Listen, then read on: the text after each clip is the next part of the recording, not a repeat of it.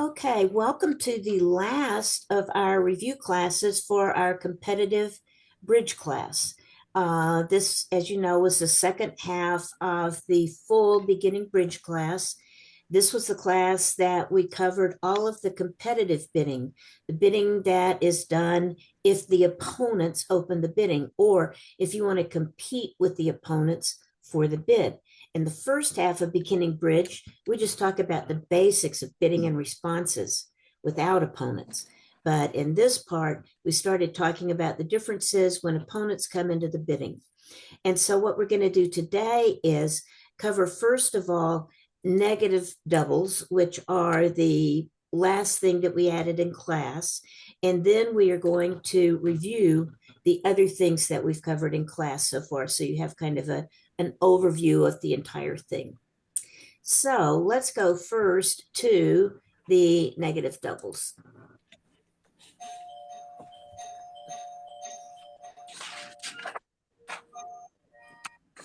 Okay. We talked about the fact that when years ago, when bridge was first going, doubles, the red X that you from your bidding box, a double was used to affect the score, to penalize the person if they've bid too high, or if you thought they bid too high and you doubled their score, you would lose double the score if they made their bid. So it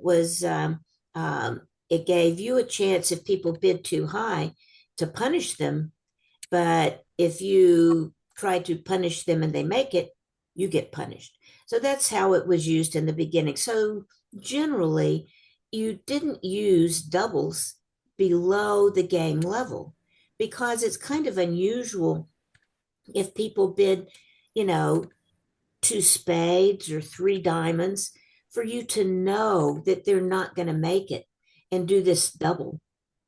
And then if they do make it, you get penalized yourself. So it was not used very much below the level for a game. But so people thought, well, it's not being used down here. So it's not going to mean penalty doubles. So let's use it to have mean other things.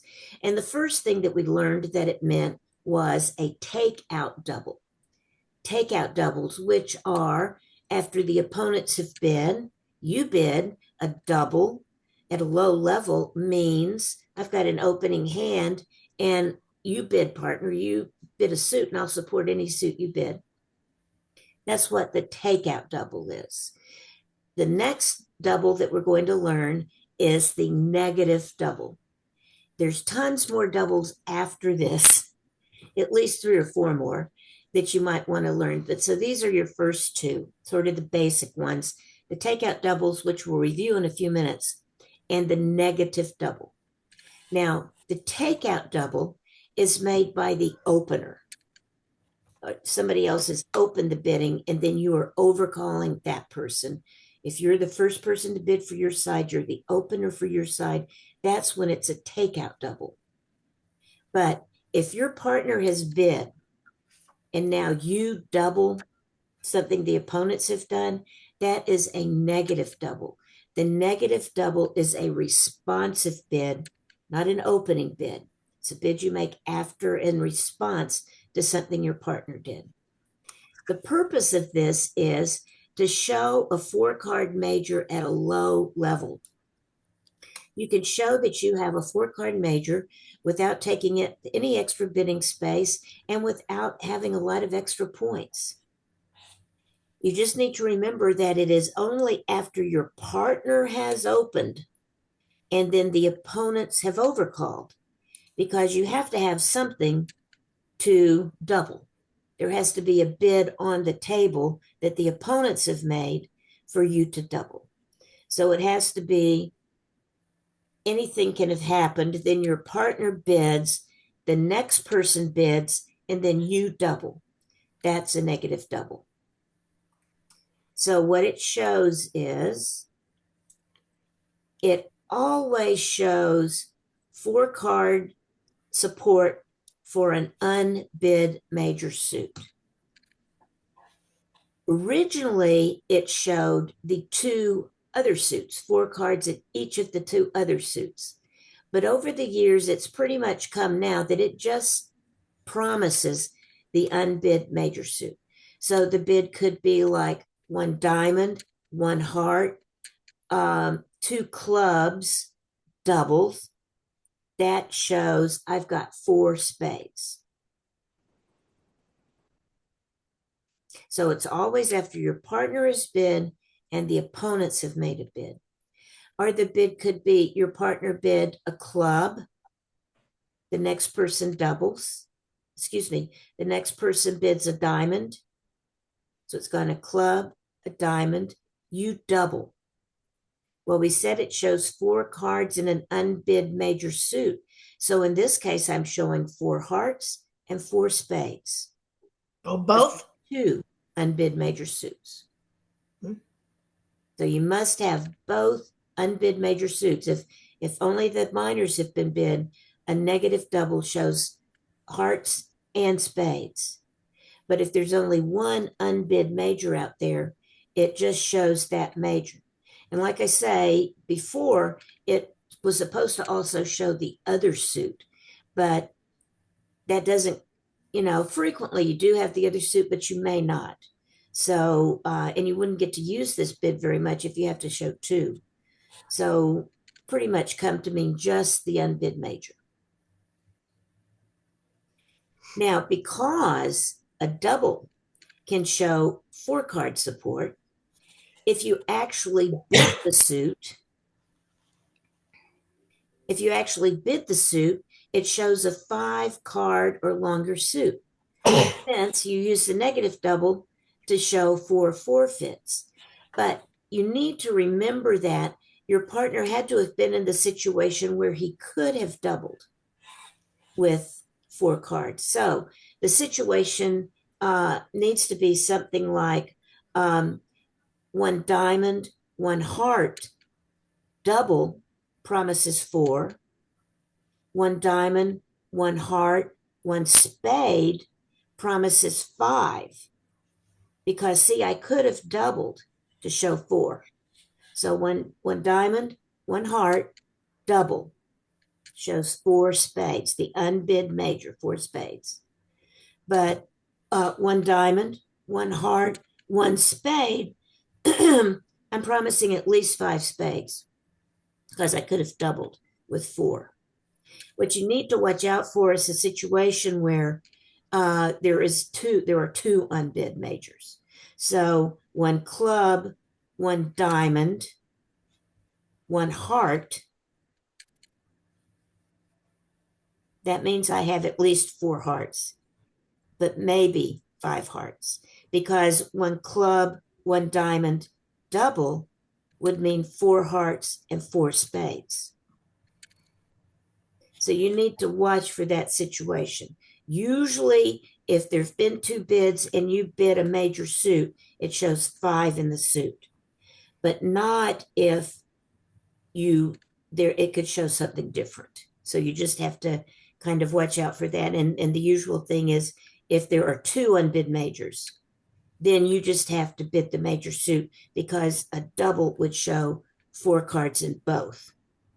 And if you only have 4 cards in one, and you have to bid that suit, but partner needs to think, oh wait, they may not have 5 because if they had doubled, it would have shown 2 suits.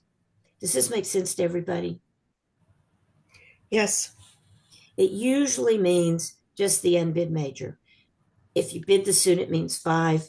Only time it doesn't mean 5 is if there's 2 unbid majors.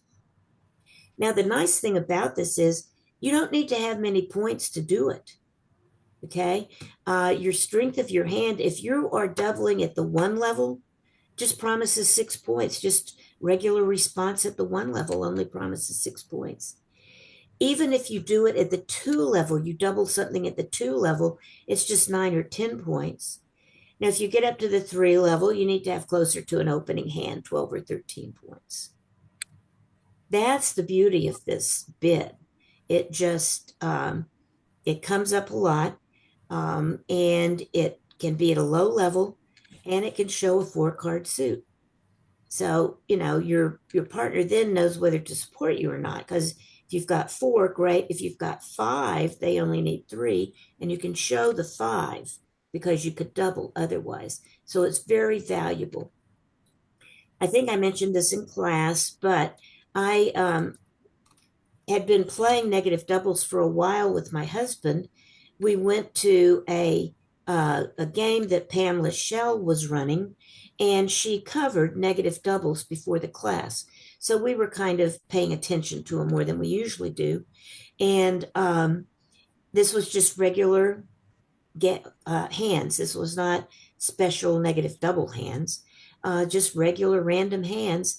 And negative doubles were used 7 times out of 24 boards by us or the opponents. So that's kind of an unusual number, but it is frequently in a round of bridge. There'll be 2 or 3 or 4 negative doubles used. It'll come up that often once you start using them. So you Sally? really need to pay attention to the yes question. Okay, yes, I have a question. Okay, you double if you have 4 of major that hasn't been bid. Under this hand strength, 1 level, 2 level, 3 level. What if you have 12 points? Do you still just double? You still double. Yeah. Okay, You still okay. That double was my because you can show question. yeah, you can show the strength later. It's just Okay, like anything. If my partner bids a heart pass and I bid a spade, I've got 6 to umpty ump points, okay. just a minimum. So yeah, so if with this bid, even if you've got extra points, if you've just got 4, you do the negative double at the 1 level. It might be any number. But if you're going to do it at the 3 level, then it needs to be kind of an opening hand. So if your partner bid a diamond and the next person overcalls 3 hearts, preemptive bid, less than an opening hand, 7 good hearts. Well, you can double that. That would be a negative double. It would show what? Spades. 4 spades, but it would also promise close to an opening hand for you to get into the bidding because partner's shown an opening hand.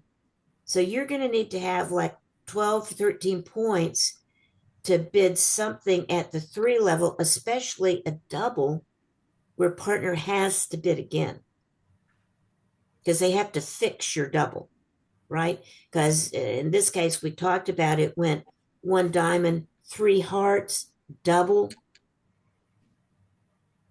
pass, then partner must do something. He may just bid 3 spades if he has 4 spades, but otherwise he's going to have to bid no trump or 4 diamonds or whatever. So you need to watch out the level that you're coming in with the negative double. Just makes sense though. The higher points, you know, uh, you don't do the double unless you've got the higher points at the higher levels. Otherwise, it means the same thing. Okay, let's look at some examples down here.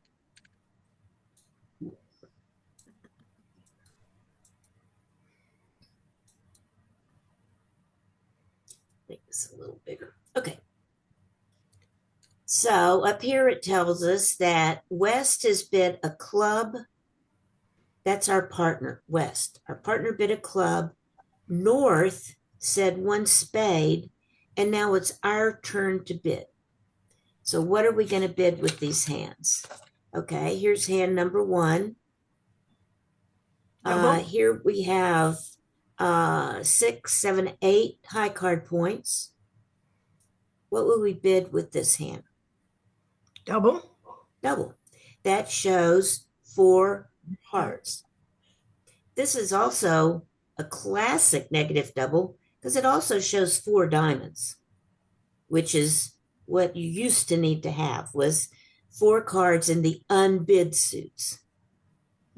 And now it's just really 4 cards in the unbid major. So it definitely shows 4 hearts and 6 plus points. Okay, here's the next one. Here we have 8 high card points. Again, the bidding's gone 1 club, 1 spade.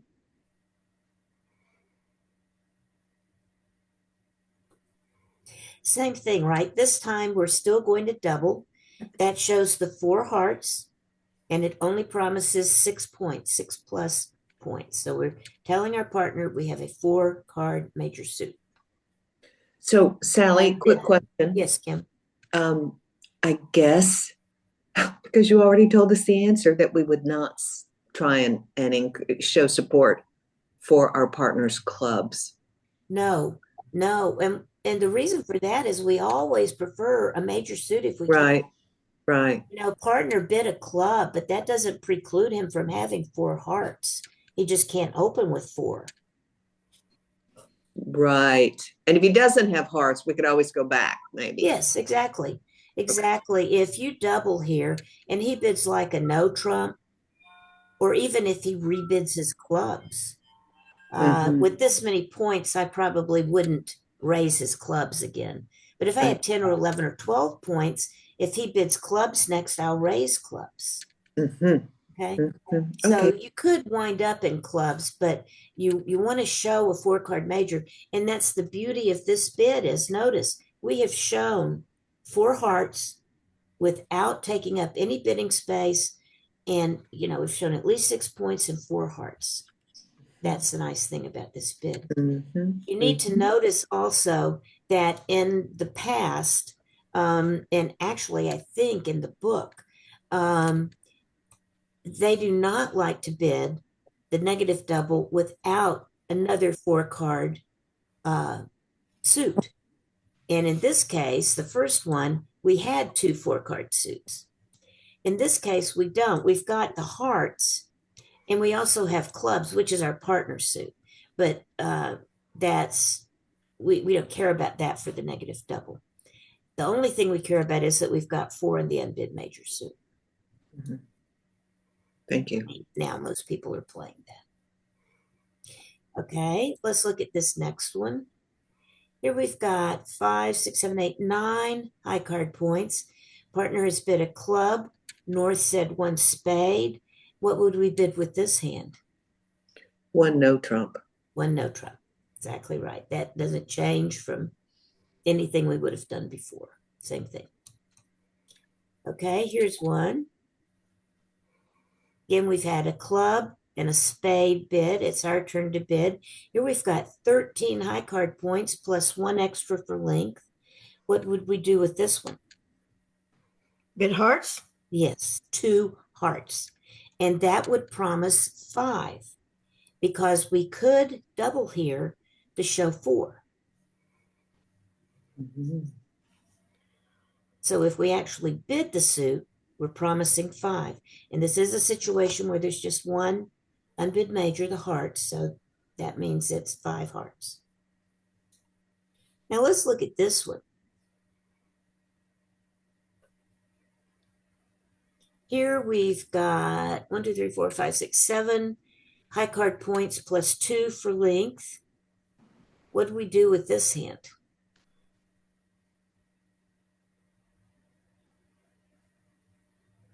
Would you bid your hearts? Would you bid 2 hearts with this? At least 2. Well, if we bid 2 hearts, how many points are we promising? Oh, yeah. Good point. 10. Yeah. And we've got a really good suit, but we're a little short for that. Okay. So what else? Double? Yeah, actually, yes. You've got a lot more hearts than you need to double, but that's the most descriptive bid for this hand. You're telling partner you've got hearts. 4 is all you're promising, and 6 points. The problem is if you bid 2 hearts with this, you're kind of overstating your hand. If you double with this, you're kind of understating the heart suit, but you're not over promising points in your hand. Now, this particular one where you have 4, 5, 6, 7, 8, 9 points, 7 high card points plus 2 for length. You're just one shy. I don't think it'd be too terrible if you bid 2 hearts here, but a negative double is really perfect here. And a negative double, like if you didn't have the queen of diamonds, you were even shorter in points, you definitely would want to double then. If you're even lower in points, you're just kind of on the cusp here with 9 points. But it does promise 10 if you bid a new suit at the 2 level. So that's why we say a double is better here. So because we have 3 of the top 5 in our hearts, I mean, we have good hearts, not just 5 hearts. Right. That's why you said you know, if you were feeling really bullish, you might say 2 Yeah, hearts. because we have a good heart suit, and I'm only 1 point short of where I need to be. And I've said many times, who's going to quibble about 1 point? So, Your partner. yeah, well, my partners have to learn to live with that. But yes, that's the issue. Do you want to overstate your points and understate your suit? Or understate your suit. That's the decision you're making. And probably the best decision is not to overstate the points in your hand. Your partner will just be pleasantly surprised when you come up with hearts later. And, if partner rebids their clubs, you might then go ahead and bid hearts because you've just got a singleton club. Right. Yeah. And then they would think, well, why didn't they just bid hearts in the beginning? Oh, maybe they don't have enough points, so that's why you do that. If you keep from overstating your hand. Okay, the last one here. Here we've got 8 high card points plus 2 for length. The bidding has been 1 club, 1 spade. What do we want to do with this hand?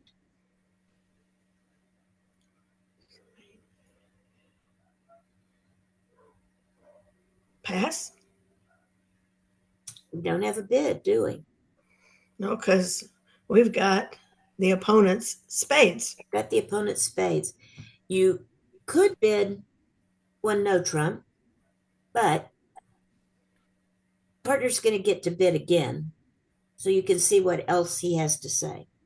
And if you bid 1 no trump, it at least kind of shows you've got some spades. But at this point, I kind of want to wait and see his partner, or the opponent's going to wind up playing in spades. If so, I'll just be very happy. So with this hand, passing would be fine. And a secondary bid would be 1 no trump. But not a double, of course. Right. Okay, any questions on negative doubles? Everybody's good with that. All right. Then let's review kind of what we've talked about in the class so far. And we started with preemptive bidding. And actually we started thinking about the fact that just because the opponents have opened the bidding, or in the preemptive bidding case, just because we don't have an opening hand of our own, is not a reason not to get into the bidding. As a matter of fact, we want always to get into the bidding if we can. There's a number of reasons for doing that. The first reason is you need to describe your hand to your partner. You need to give them information about your hand. And you need to be able to do it in a way that lets you get into the bidding, even if the opponents have bid. The second thing is that you want to make it difficult for the opponents. And this is particularly in the case of preemptive bidding. You describe your hand and you make it difficult for the opponents to bid. So those are the 2 things that we want to do. And in the case of other bidding, just because the opponents have started the bidding doesn't mean it's not our hand. We like to open if we can, and that's why we like to open is we get the first bid in, we set the tone for the rest of the auction. But there's not any reason for us not to bid if we can. A preemptive bid is a bid that means preemptive means to strike first, to kind of take up space, to get in there before anything else happens. A preemptive bid is a bid that's made at a high level, that's designed to describe a long suit and nothing else. Okay. And so, what you need to have when you make a preemptive bid is you need to have less than an opening hand. It promises less than an opening hand. So it's usually around 5 to 8 high card points in length, because you do get to count length. So, but it needs to be less than an opening hand. If you have much more than 8 high card points, once you count for length, you'll probably have enough to open regular openings. So, first thing is promises less than an opening hand. The second thing that you're absolutely promising is a solid long suit, 2 of the top 3 or 3 of the top 5. It needs to be a good suit. You should not preempt with a crummy suit headed by a queen. It needs to be the ace, king, queen, or the queen, jack, 10, or the ace, king, 10, 2 of the top 3 or 3 of the top 5, in order for you to be able to preempt with the suit. You also want to have most of the high card points in your long suit, with no more than 1 outside ace or king. The reason for that is that a preemptive bid describes a hand that's only good for one thing, that suit. If you've got more points outside than in, or if you've got a couple of aces or a king outside, then you're better off defensively than you are trying to play in the suit. So the thing is that most high card points should be in the suit. Now, if you follow the rules that you've got a good suit and you've got less than opening hand, this kind of comes naturally. Because if you've got a good suit and you've got an outside ace or a king and you've got the length for your suit, you've probably got an opening hand. So frequently you aren't going to have anything outside. But if you do, you need to start thinking, oh, maybe I shouldn't preempt with this, even though I've got a 7-card suit or whatever. I've got too much outside. Then the final thing is, it's best not to have an outside 4-card major. And the reason for that is we really like to find a major suit fit. If you preempt in your suit and you've got 4 hearts or 4 spades outside of your suit, and your partner doesn't have a fit for your suit, but does have the other half of that fit, you're not going to find it. So sometimes it's best not to preempt if you've got an outside 4-card major, outside of the suit that you're bidding. In that case, just pass and see what your partner does. Okay, so the bids are, depending on the number of cards you have, are at a different level. If you've got 6 in a suit, you open at the 2 level. So 2 diamonds, 2 hearts, or 2 spades would mean 6 diamonds, hearts, or spades, a good hand, a good suit, and less than an opening hand. Notice that clubs cannot be used, because if you bid 2 clubs, that is the very strong bid. That means 22 points or more. So you just can't show a 6-card club suit with less than opening hand.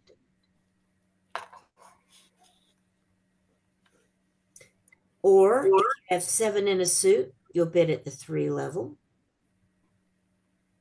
And if you've got 8 in a suit, you'll just bid at the 4 level. All of these, though, you should have less than an opening hand to do it.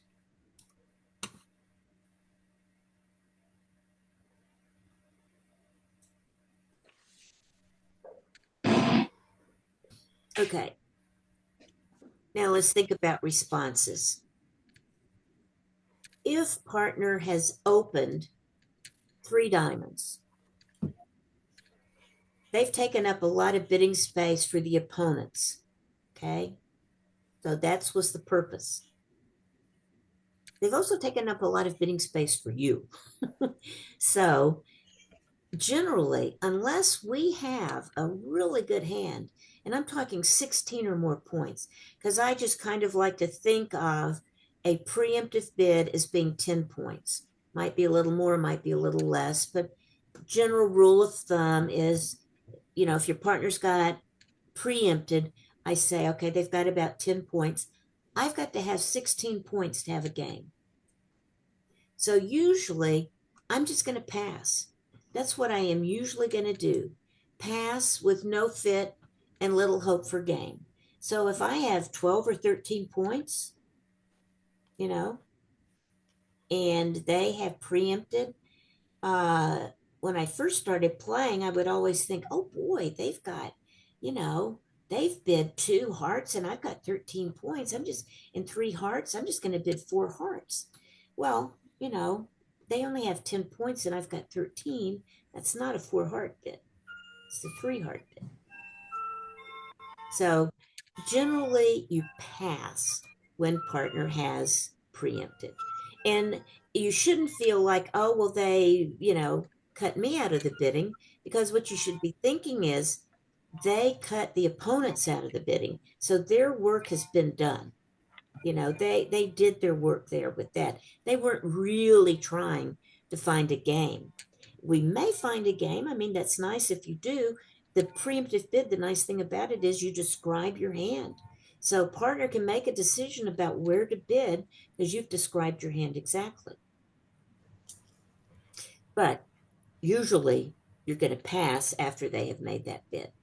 Now you may raise using the law of total tricks if you think you might be able to make a game, or you've got support but a very weak hand. So if you've got 13 points and partner has opened 2 hearts and you yourself have 4 hearts, they've got 6, you've got 4, that's 10. The law of total tricks tells us that we could bid to the 4 level. So you can bid to the 4 level if you want to. If I'm not really pretty strong, I probably wouldn't do that, because the main purpose is that they have taken up space. But if the opponents bid something at the 3 level after my partner has bid at the 2 level, and I've got 13 points and 4, I'll go ahead and bid the game them myself to cut them out, to make them not find wherever they need to be. I'm more likely to do it if I'm really weak. So if my partner opens 2 hearts and I've got about 8 or 9 points and 4 or 5 hearts, then I'll bid 4 hearts, because then I know the opponents have something, and I really want to cut them out. I don't understand that line of thinking. Well, if my partner has about 10 points and I've got 5 or 6 points, that means the opponents have 25 points. They probably have a game. That's 25 flat points. And when there is a long suit in one hand, there's long suits in other hands, you see. Mhm. So, so I just want to cut them out of the bidding so they can't find where they belong. If, on the other hand, my partner has preempted and so has about 10 points, and I've got 13 or 14 points, it's really our hand, and the opponents are going to get into trouble if they bid. And so usually I'll just pass that, even if I have 4. I might, but I mean, usually not. But if the opponents bid at the 3 level, then I'll go ahead to keep them from finding whatever they might have. I'll go ahead and bid 4 of the suit, Knowing that you'll go down. thinking I probably will go down, but down 1 is good bridge. Right. Keep repeating that to yourself. Down 1 is good bridge. So, anyway, that's the thought on it. So usually I very frequently pass unless I've got 16 or more points, or unless I'm very weak and have a lot of cards in my partner's suit. Now, there are a couple of things you can do. You can bid a new suit if you want. Uh, you know, it is forcing. Partner's going to have to bid again, but you need to have a pretty darn good suit because he's already told you he has a 6 or 7 card suit. So if you've just got 4 hearts or 4 spades, there's probably no point in bidding that. But if you've got your own 5 or 6 card suit, you could try that because maybe, and you don't have support for them because maybe partner has some support for you. There is also a 2 no trump bid after a week 2 bid. And it has a specific meaning. If partner is open 2 diamonds, 2 hearts, or 2 spades, and you bid 2 no trump, that means, partner, do you have an outside feature for your hand?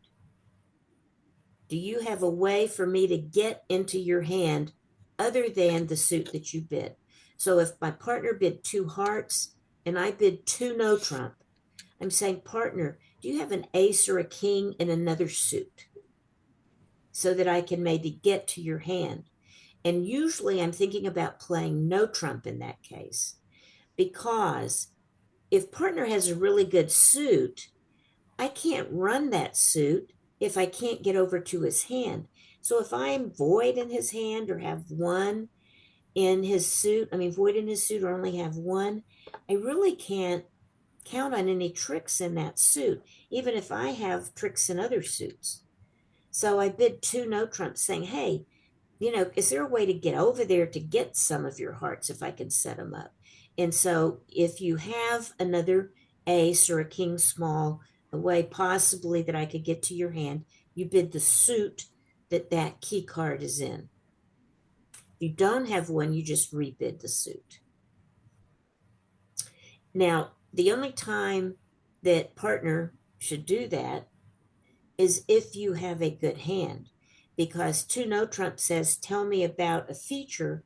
Well, if they tell you about a feature, you're going to have to do something else after that, because just because they told you they had the ace of diamonds, you're going to have to bid something else.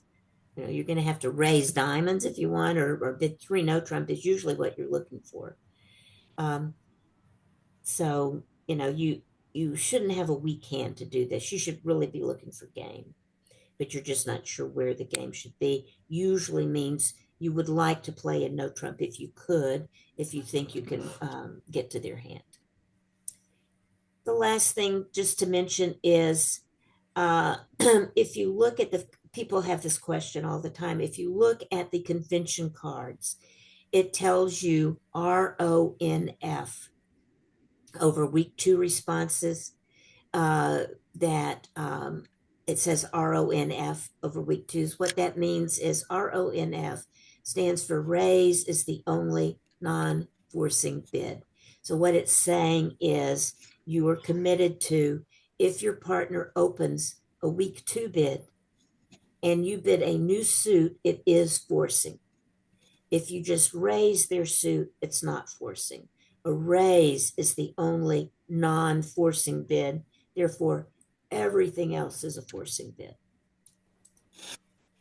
Okay, so that is preemptive bidding. Then what we spent a lot of time on was competitive bidding, and that's both overcalls and takeout doubles. And we talked a lot about the fact that let me back up. On preemptive bids can be made before the opponents have bid. You could be the first person to bid and you could bid 3 spades or 2 hearts. First bid can be a preemptive bid. There could have been 2 passes, pass, 3 hearts, 2 spades, means the same thing. Or there can be an opening bid, 1 heart, 2 2 spades. That's a preemptive bid. So anytime there's a jump, you as the opponent's jump, that's a preemptive bid. But if you don't preempt and the opponents have opened the bidding, there's only 2 things you can do. You have to do one of these 2 things. If you can't do one of these 2 things, you have to pass, even if you have an opening hand yourself. If the opponents start the bidding, your next bid is going to be either an overcall or a takeout double, one of those two things. So you have to meet the requirements for either one of those. If you can't, and frequently it's the case, then you just have to pass. So to do an overcall, and an overcall just means bidding a new suit over, making a call over what the opponents have bid. So the opponents have opened something and you bid something higher up the ladder. That's an overcall. For an overcall, you need to have a good 5-card suit and 8 to 16 points. The low limit, 8, is a lot lower than what you would ordinarily need to open the bidding, right? If the opponents bid a heart and you bid a spade, you're only promising 8 points. If the opponents did not open a heart and you open a spade, you're promising 13 points. So an overcall has a lot lower minimum range than an opening bid does, but it also has an upper limit of about 16 points, about 16 high card points, 17, 18 total points is the limit. If you have over that, you should do a takeout double first, and we'll talk about that in just a second. So you need to have a good suit, and by good suit, we mean like we meant on preemptive bids, 2 of the top 3 or 3 of the top 5, a good suit. We have to have the range of points 8 up to about 16 points. Part of what we're doing with an overcall is, in addition to describing our hand and interfering with the opponents, the third thing that we do when we overcall is suggest a suit for partner to lead back to you if you wind up on defense. So that's the reason it needs to be a good suit, because you're suggesting a lead.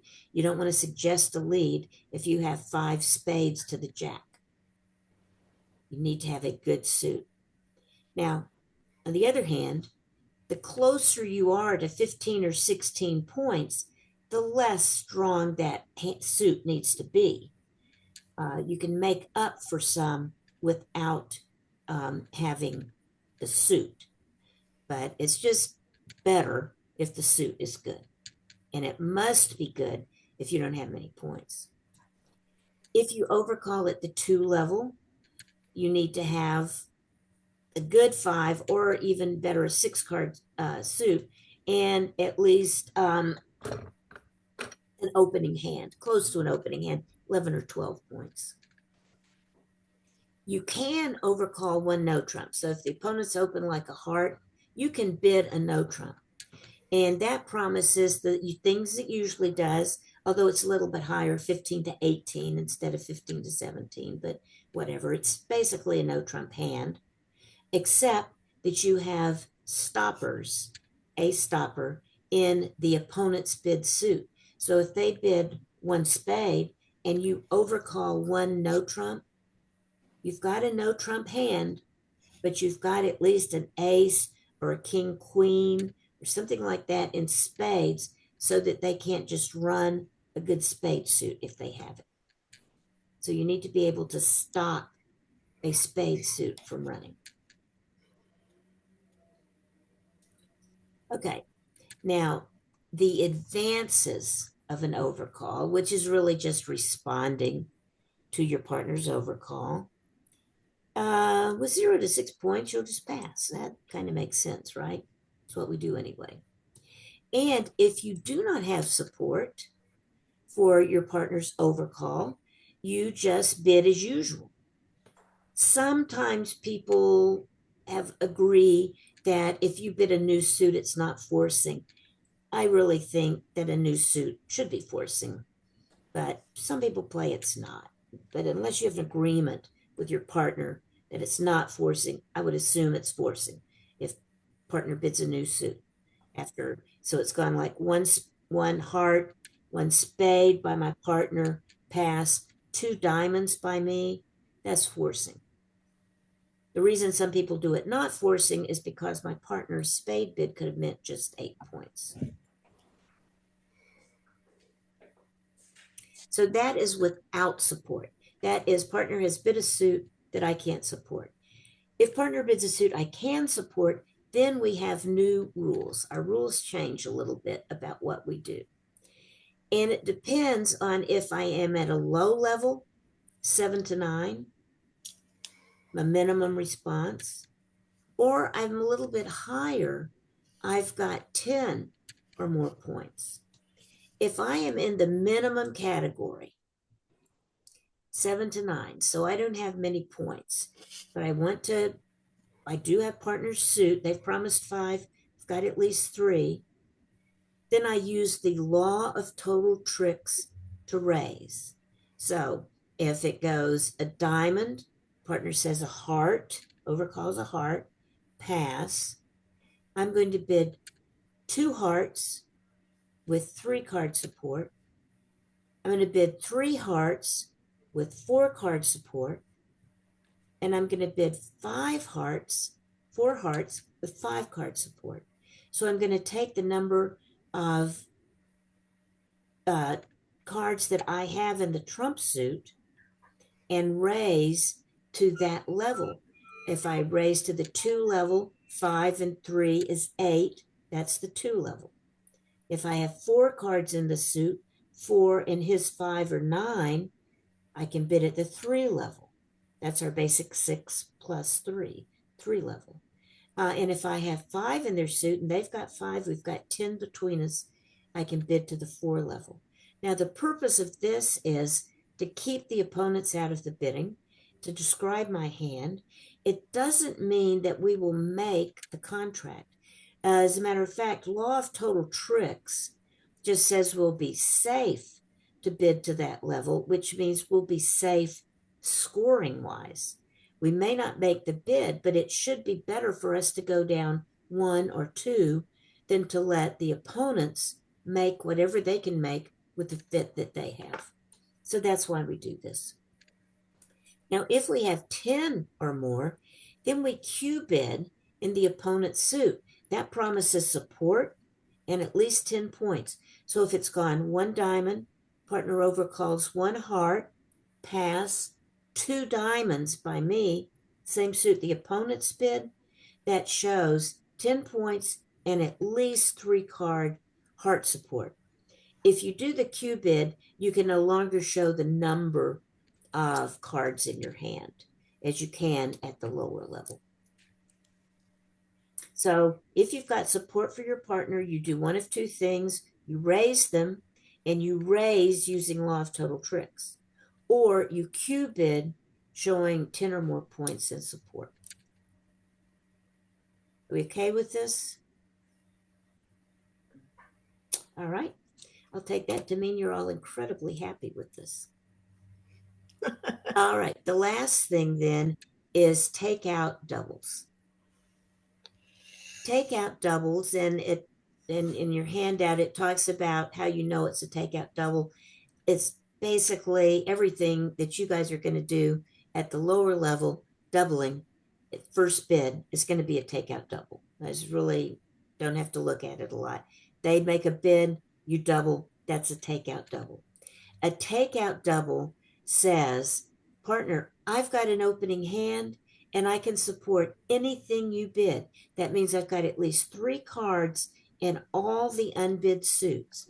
So in our example where the opponents bid a diamond, a takeout double by the next person will mean an opening hand and at least 3 cards in hearts, spades, and clubs, because the opponents bid diamonds.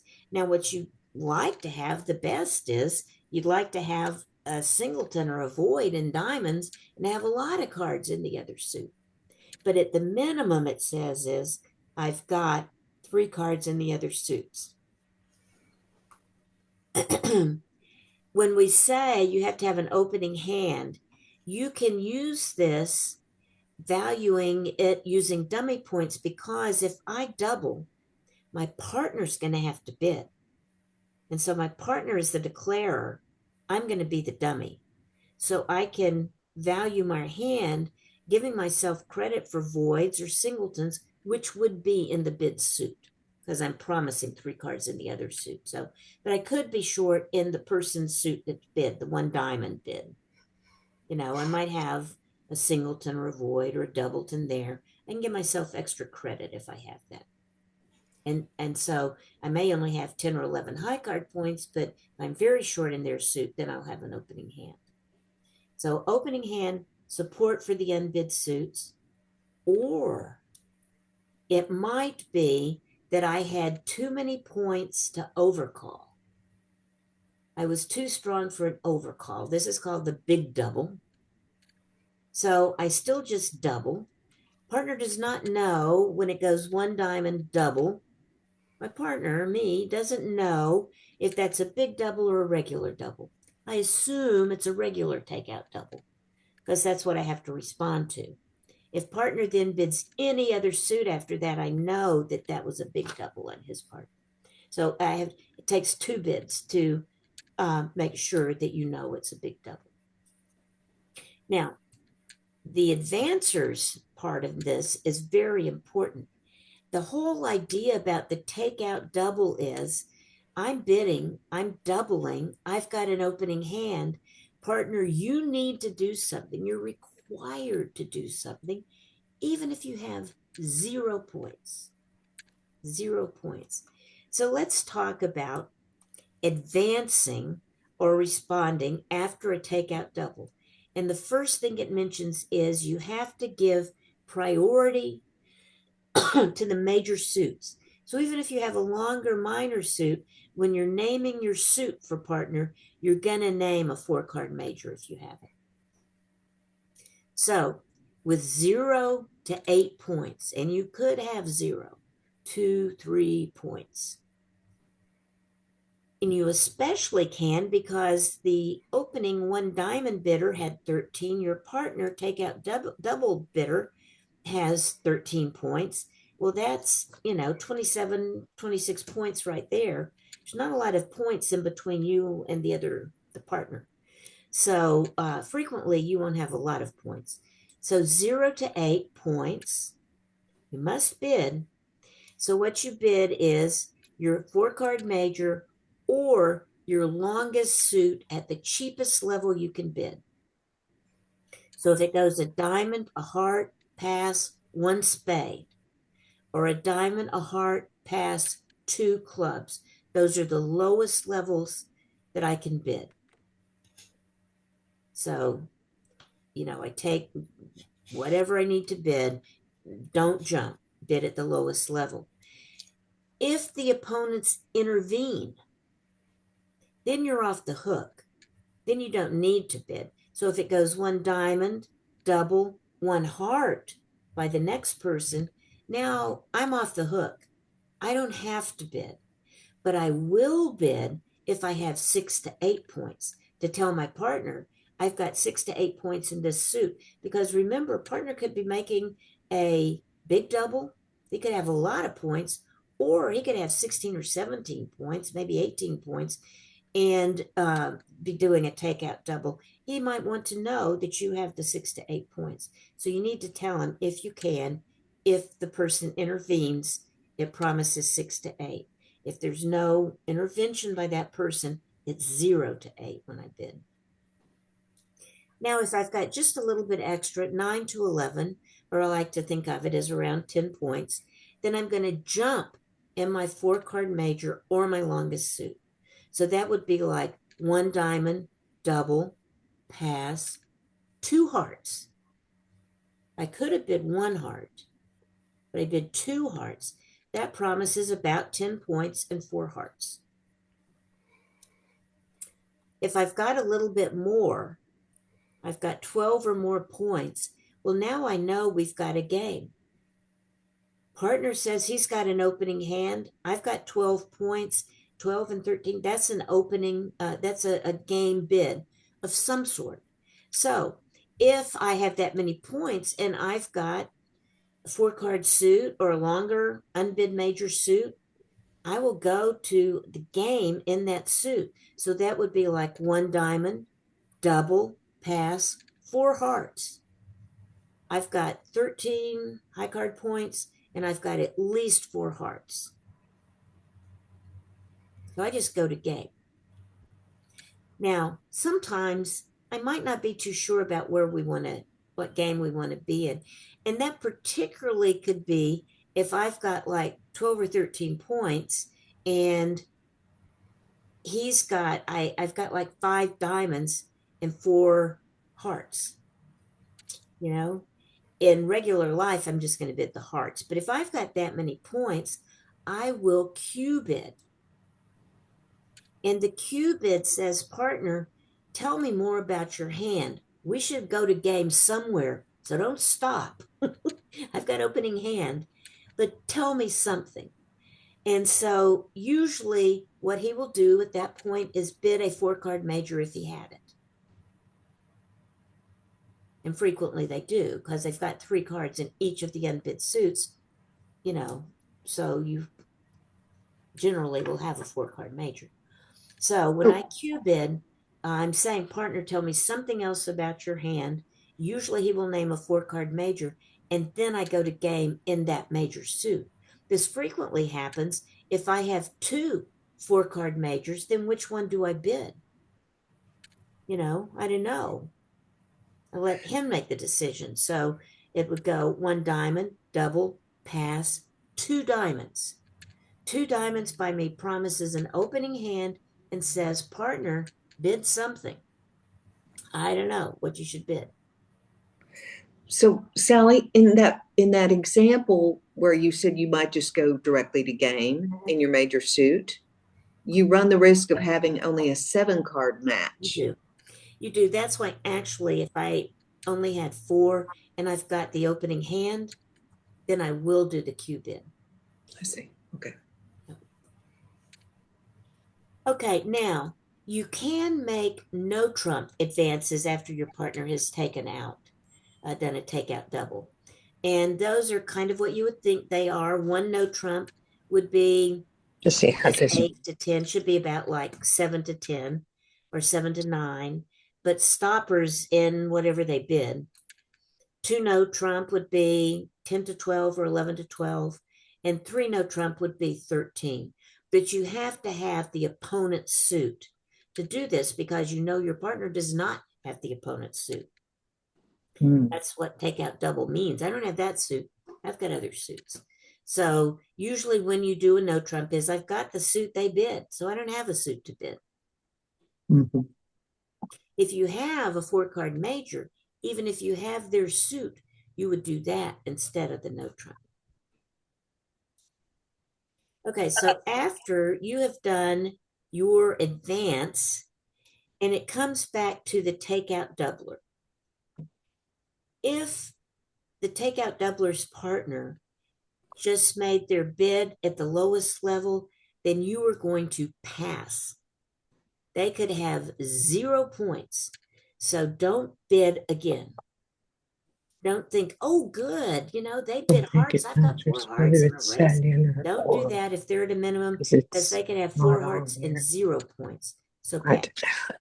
If you've got a little bit more, you can raise 16 or 17 points. You can jump raise if you've got 19 or more. This hardly ever comes up. And if you bid any new suit that promises 18 or more points.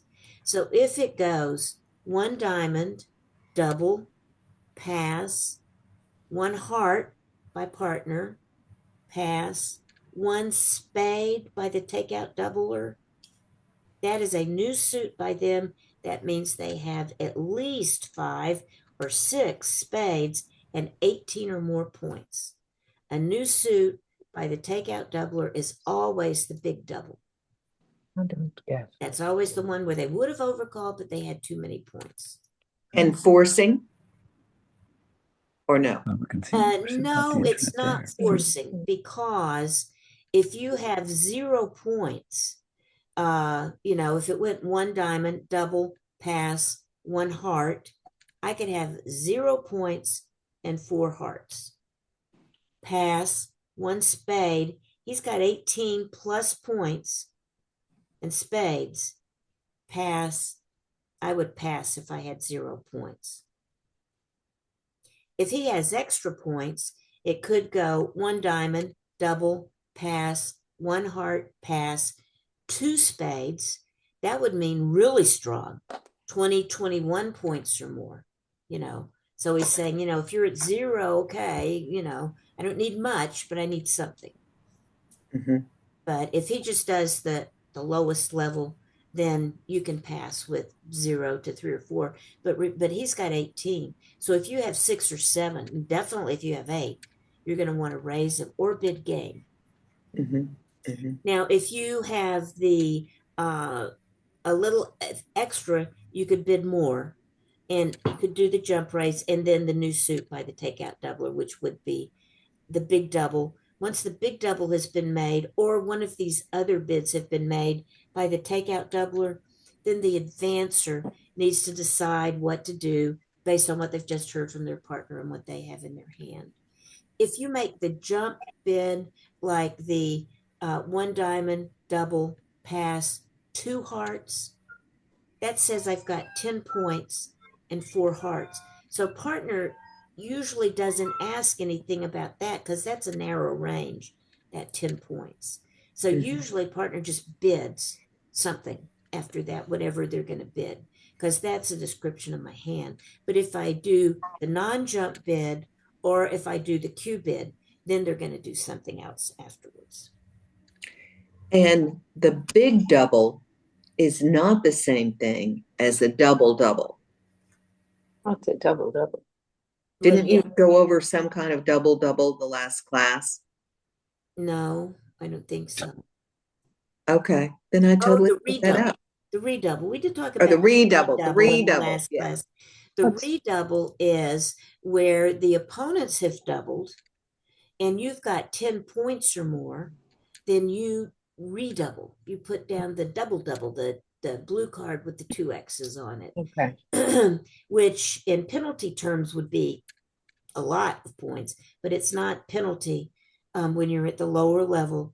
And it does mean you've got 10 points or more, but they have to have doubled for that to come up and for you to have 10 points. So that'd be the situation of one diamond, double, meaning take out double, 13 points, cards and all the other suits, redouble.